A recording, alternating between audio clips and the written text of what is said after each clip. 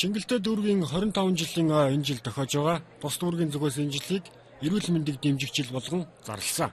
Тус дүүргийн зүгээс 25 жилийн эрүүл мэндийг дэмжих жилийнхээ хүрээнд Оросын албаны улсын Саахагийн бүгд найрамдах улсын Хангаалскийнхээ хамтран хавсгаа бүхийн нөхөрлөг тэмцээнийг зохион байгуулж байна.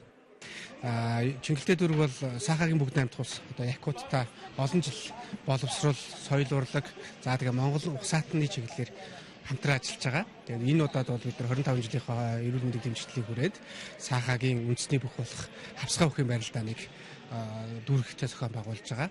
Өнөөдөр бол өсвөр насны туршидын ангиллын нийт 14-нд 42 багц медалийн төлөө 250 гаруй тамирчид одоо бүртгүүлж өрсөлдөж байна. Одоо ингээд аваргууд тодорч байна. Тэмцээн өсвөрийн 7 насан туршидын 7 жингийн нийт 42 багц медалийн төлөө өрсөлдөж байна. Чингэлтэй дүүргийн тухайд эрүүл мэндийг дэмжих жилийн хүрээнд бүх нийтийг спортлог байлгахад чиглэсэн олон ажлуудыг төлөвлөсний нэг нь энэ арга хэмжээ юм а.